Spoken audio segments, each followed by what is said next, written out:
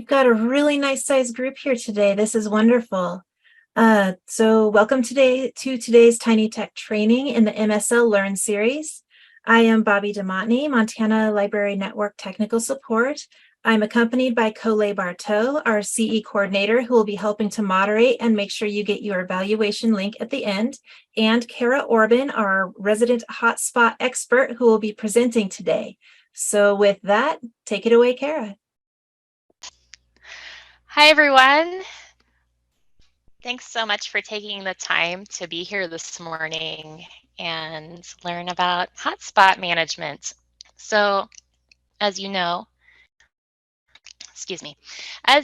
we have secured funding for the hotspot program from the state legislature for the next couple of years, and we're very thankful for that. And so we're happy to be able to continue offering the hotspot program.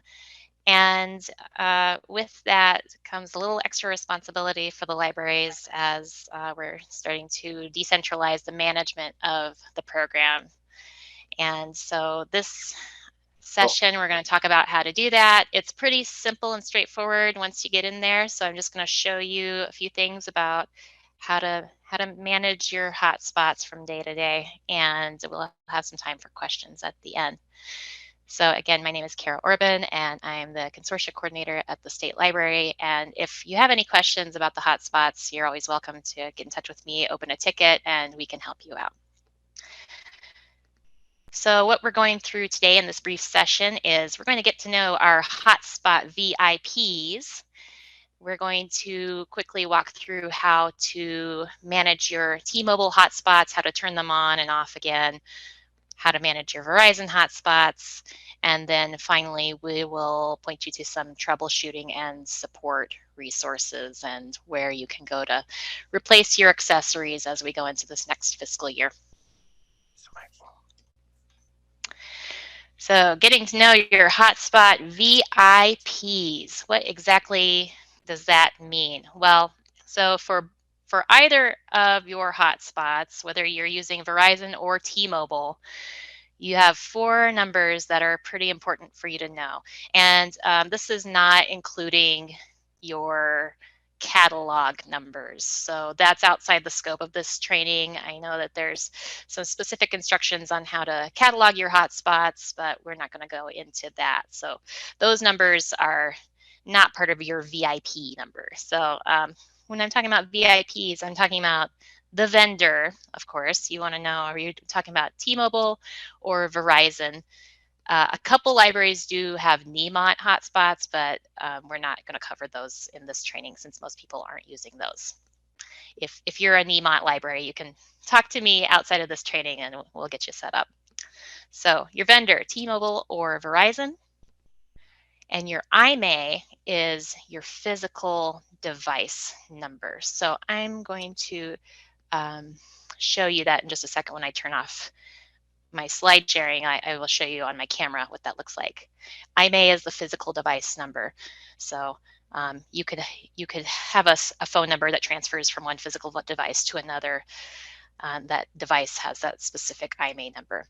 Your phone number is the actual phone number associated with the data subscription. And then your SIM number is your SIM card, which goes into the physical device. And that's something you could take out and put in a different device. And in fact, occasionally we find that patrons have done that. They've taken the SIM card out of the hotspot and put it in a cell phone, which obviously we don't want them to do that. But that's a way of moving that data subscription to a different device. So I'm going to turn off my screen, and I think that you're seeing my camera, and so I'm going to show you what that looks like. So here's your T-Mobile device for those of you using T-Mobile. And if I open it up,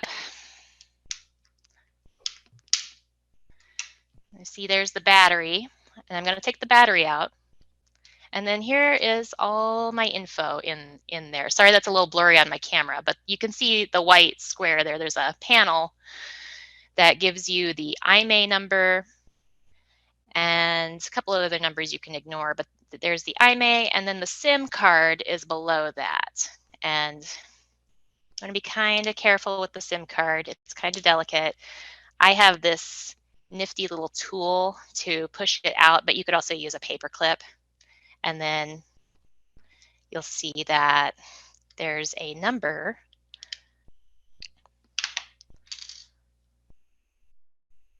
There's a number on that tiny little SIM card, and that's a number that's good to have on hand in case you need to provide it to T-Mobile or Verizon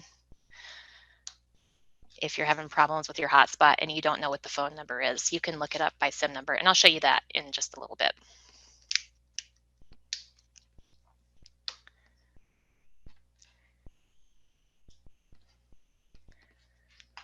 Okay, so it's kind of the same with the Verizon hotspot. Again, take off the back and you can remove the battery, and all your info and your SIM card is going to be back there.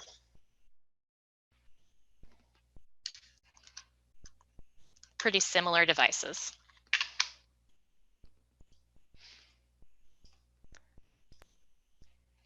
Okay, so now we're going to hop into managing your T-Mobile hotspots. I know that not all of you have T-Mobile, but we're going to get to Verizon here in a bit. So let's go into our T-Mobile portal.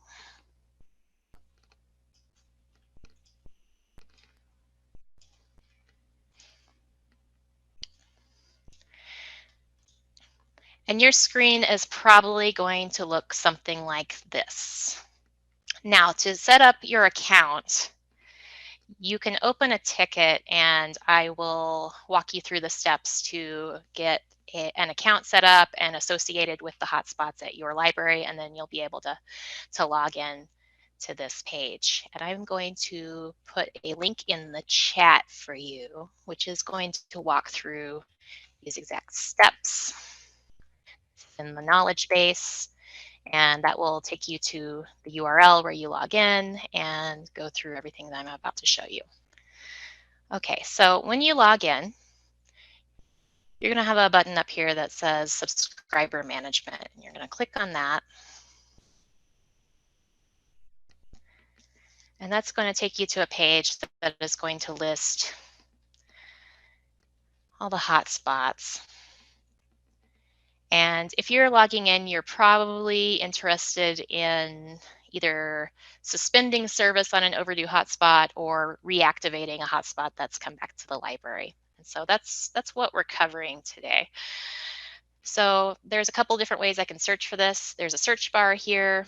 If I know the phone number, I'm going to enter it without any dashes or spaces or anything. If I put in dashes or spaces, T-Mobile is not going to know what I'm looking for. And so I have to enter it all like one number. I can search that way. Or if I don't have the phone number, but I have the SIM number, I can do an advanced search. And I am going to filter by, see, here's where you have your SIM and your IMEI, a couple of your VIP numbers. So I'm going to click on SIM. And what I do is I change this from matches to contains just to give myself a little more leeway. If I don't type it in exactly right, then it will still bring me some results that will probably match what I'm looking for. So I have the SIM number for this hotspot, and I'm going to type it in. Long number. Okay, and then I'm going to save and apply, and it's going to search for that SIM number. And there it is, and that happens to be the same phone number that I was looking for. So it's the same device.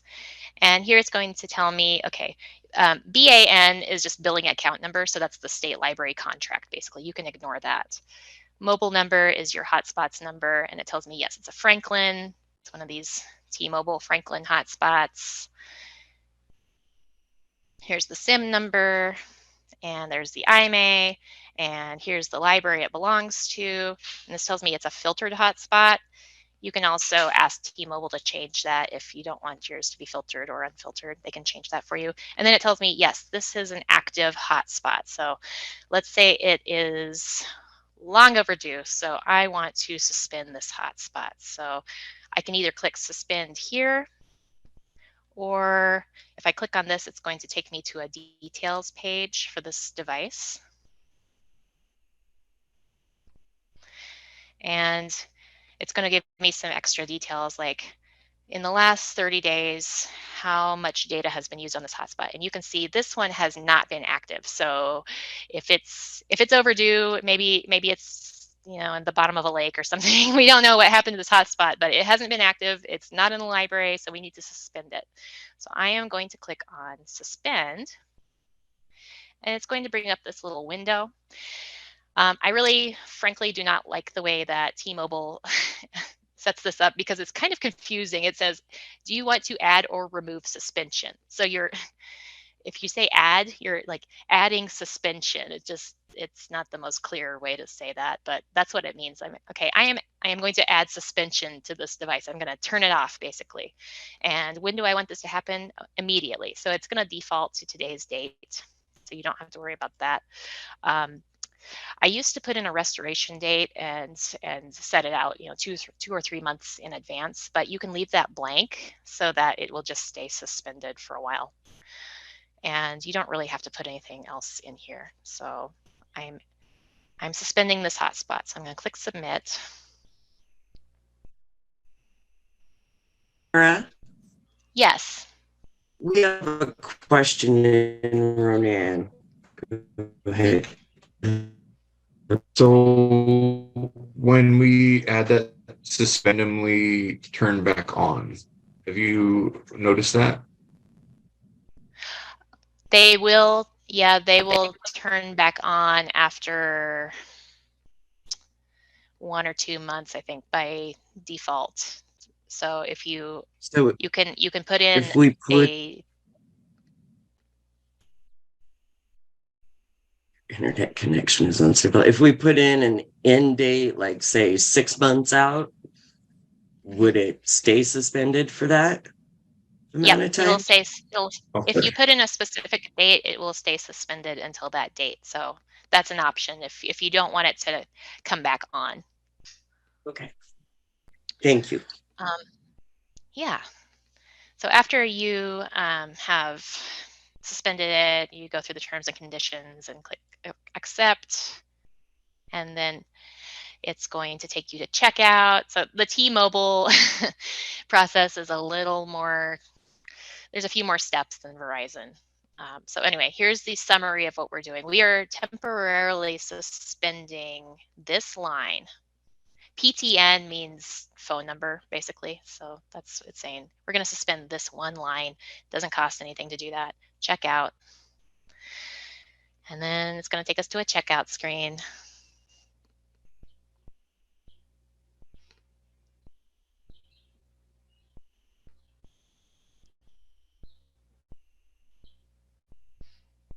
Okay, and then if you want a confirmation number, you have that there. And it's also going to send you an email that says, we have suspended your hotspot. So now, also another thing is that when you suspend the hotspot or reactivate the hotspot in T-Mobile, there's a bit of a lag time. It might be an hour or two before that goes into effect. It's not as instantaneous as the Verizon process is. So I'm going back here, and let's say the hotspot has come back. Yay, the hotspot's back. We want to reactivate it so we can put it back into circulation. This time I'm going to search by the phone number. And I'm not putting in any spaces because that will throw off my search. Hotspot, still saying it's active because I just made that change a minute ago.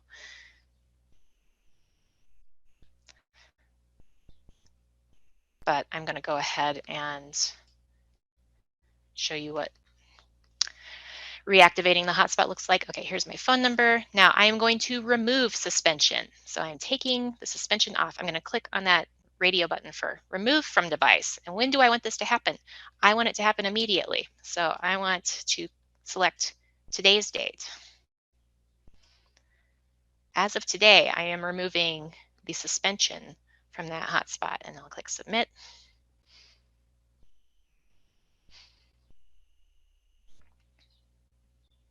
Don't worry, I intentionally chose hotspots that I knew were not in service. So it's not like there's actually some patron out there whose internet is goofing up on them.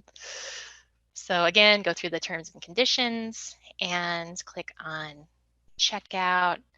Okay, Lisa and Michelle in Livingston are asking, what does filtered or unfiltered mean? That's a good question. So filtered, whenever we set up the hotspot program, some libraries were concerned about complying with CIPA, the Children's Internet Protection Act, and having devices that would allow basically unmitigated, unmoderated access to the internet. And so they set their, it's basically like a safe search. So if they checked out a filtered hotspot, oh, sorry, Don, your name says Lisa and Michelle. Yeah, filtered will block certain websites, or as Michelle says, streaming services like Hulu, Netflix, etc. So it's just kind of a moderated sort of safe search, whereas unfiltered, there's no limit on what people can search. Suzanne Reimer, our consultant, who's a technology person here at State Library, has confirmed that it doesn't actually, CIPA does not apply to our hotspots since they're managed at the local level. And so that's not something that you really need to worry about if you're concerned about CIPA compliance. So it's really a personal choice for you if you want to filter or not filter your hotspots. Who do we contact to remove the filter? You can, Rachel, if you open a ticket, we can help you with that. Okay, so that's T-Mobile, a real quick run through. And now we're gonna jump over to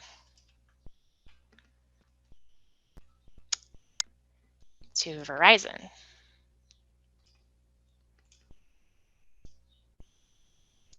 Managing your Verizon hotspots. And this process is it's honestly a little more streamlined than the T-Mobile. So if you're Verizon library,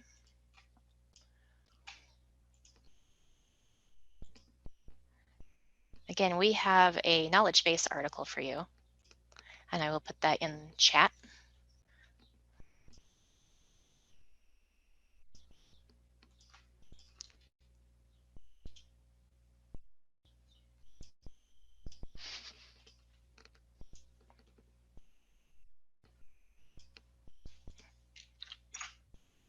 Okay, there's that link in chat on how to manage your library's Verizon devices. So I'm going to walk through that with you. I've got a lot of windows open. Getting back to my Verizon screen. Okay, here we are. So I'm going to log in. Again, you can open a ticket and we can get an account set up for you so you can do this directly. So when you log in,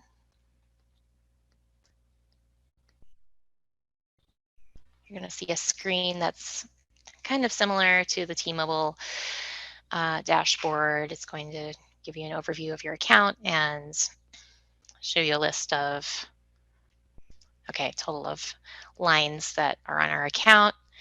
And again, this is where you start your search. This little magnifying glass right here in the center. What's nice about the Verizon portal is that you don't have to do an advanced search for a SIM card. So let's say I don't have the phone number, but I'm going to search by the SIM card.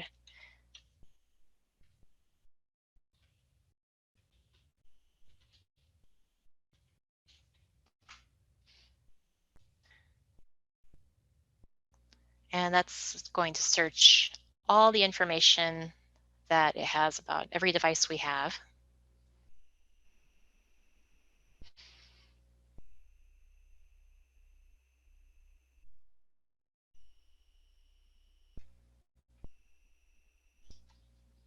And there is a SIM ID that matches the one I'm looking for. So I'm going to click on that, and it'll take me to that detail page. And there should only be one because it should be unique. Okay, line overview. So here's the phone number. the contact information is going to have in Montana State Library information here, so you can ignore that because it's on our contract. So what's important to you is down here under this device information section. You can see, okay, this is an active device. Here is the device ID, which is the IMEI number, so that physical device. And here's the SIM card. Now you have an option to replace this. So let's say you have a perfectly good device, but you need to replace the SIM card for whatever reason, you can replace the SIM here. We're not going to go through that today since we only have half an hour, but just know that you can do that here if you have a new SIM card. What we're going to do here is we're going to suspend this device. So suspend.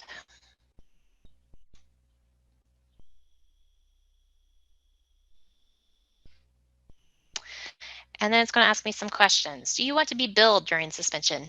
No, I don't. So I'm not sure why you would want to. I think it gives you some context here. If with billing, you will not extend your upgrade eligibility and so on. So that's not important to me right now. So no.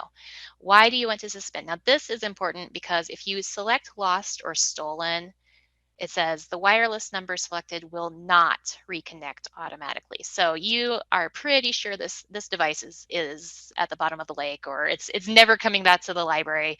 Go ahead and select that, but just know that it will get canceled. If it comes back, you'll just have to set up a whole new line. Whereas if you select other, it says this will automatically reconnect on September 25th. So it's probably going to come back by then, so select other. So that's your choice, totally your choice. You can choose whether or not to select other or lost or stolen. And another nice thing about Verizon is that you can, you're going to get an email notification about this, but you can also add another, if you want to let one of your fellow staff members know about this, you can add their email in there and they'll get a notification, which is your choice. So I'm going to select submit. And it is going to pretty much instantly, it says it takes a few minutes, but in my experience, it's a lot quicker than T-Mobile to suspend that device. And then if you have another one, you can keep doing that. Misty asks, do we still email you with the information for you to suspend them?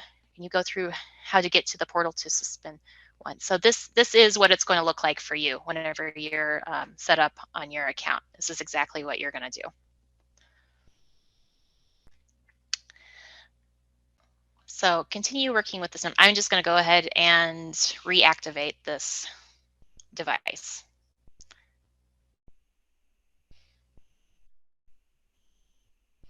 See, that was so fast, it already suspended this device. So again, here's kind of the basic phone number, all the other device information down here, and you can see it is suspended. So I could disconnect this if I know, okay, I know this is never coming back and I just need to disconnect this line. You can do that, but it's come back to the library. Yay, so I'm going to resume service. This line is already active. Okay, so I guess that's because I just recently did this, but if you click resume, and it's going to kind of walk you through how to resume it. So for this, I am going to quickly jump over to the KB because it will show you what that actually looks like. This is why we have a backup. Okay, so I'm going to share this screen. And this is the same article that I shared in the chat. So sorry, I'm going for the scrolling, but I'm going to scroll all the way down to reactivating. Once you click on reactivate, now it's going to pull up this window, which is going to say resume your service now. And then it's going to give you the overview of here's the number.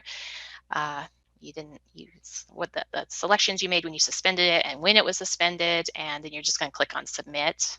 And again, you can send that to somebody else. And then they'll send you an email with the order number.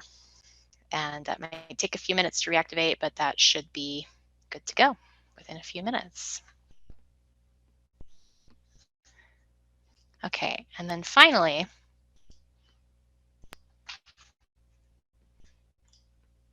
troubleshooting and support. So most of the time that is basically all you need to do to take care of your hotspot. If you need to turn it off or turn it back on again, in some cases, you might get some weird error messages with your hotspot. It might even say, we're out of data. So just know that that is not a thing. You cannot run out of data because every hotspot on our contract is an unlimited data subscription. So if you get that message, you might need to reset it. And so there are instructions on how to reset on this page, which I've just shared in chat, and I will also show you where that is on the knowledge base. I don't have time to go through this in this training, but know that all of this information is here on how to set up and use either the T-Mobile Franklin or the Verizon Jetpack. How do you perform a factory reset? That is something that we often recommend. If you're getting those weird error messages or it's saying, we don't have any more data, you might need to do a factory reset. And this will walk you through how to do that on those devices. A few people still have these Alcatel T-Mobile devices. They're the older ones, and so we still have info there, but we're kind of replacing those, the T10s, Franklin T10s. If it says it's out of data, again, it's going to give you some info on how to resolve that, because it's not going to run out of data ever. So don't worry about that. And then finally, we don't have a budget to supply new accessories next fiscal year. I still have a lot of boxes at the state library to ship out. We're waiting on a final shipment of T-Mobile batteries, and once those come in, everybody's going to get their packages. So you will get more charging cables, more batteries. Hopefully that will supply you with what you need for the next year or two. But if you do need to purchase more on down the line, there's some info on this page about what kind of accessories you need and where you can purchase them. Generally, we get them from Amazon as our supplier through our business office. And Jody asked contact you to replace the Alcatels. If you'll open a ticket, Jody, yeah, we can talk about that. So next fiscal year, we don't have a budget to replace hotspots or accessories, but we will continue to cover all of the data subscriptions, and those will be unlimited. Okay, so that was a really quick run through of hotspot management and troubleshooting. And what other questions do you have?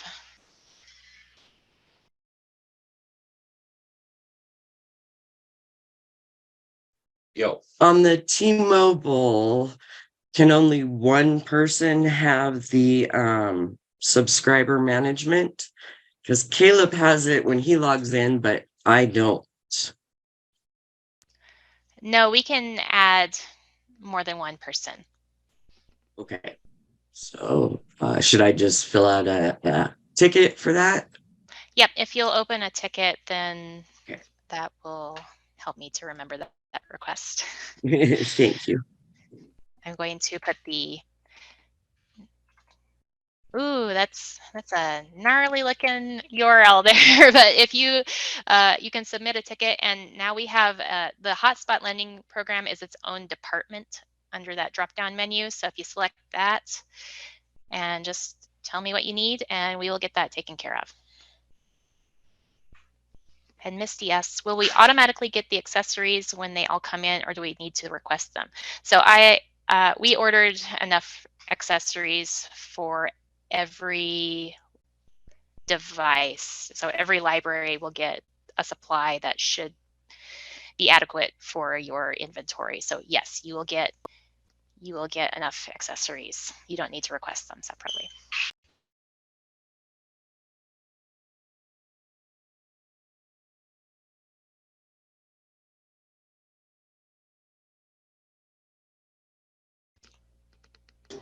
Since you talked about, oh, sorry. No, go ahead. Since you talked about replacing the Alcatel hotspots, we have a couple. Are you replacing them this year, or are we supposed to get like battery accessories for them, because they use the same cable and stuff, but we don't have any replacement parts for those? We're sending you replacement parts. Okay, thanks.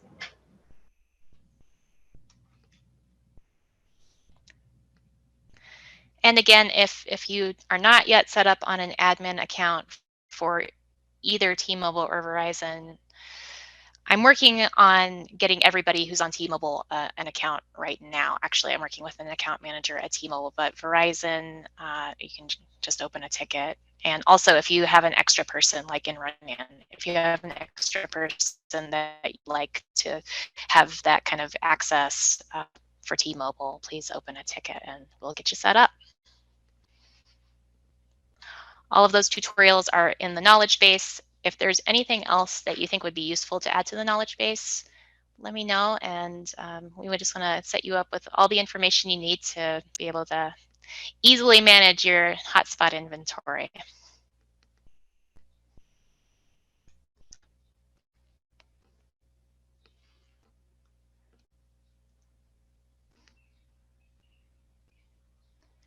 Well, thank you very much for your time this morning. I hope you found this helpful. You can always get in touch if you have any other questions or anything else you need. Thank you, Kara. And the recording will be up in the YouTube channel later on today. Colette put that link in the chat. Also, Colette added the link to our evaluation form in the chat. So if you get a second, please do fill that out. It always helps us to know how these things are going over. So thank you all for attending, and we'll see you next time. Thanks a lot.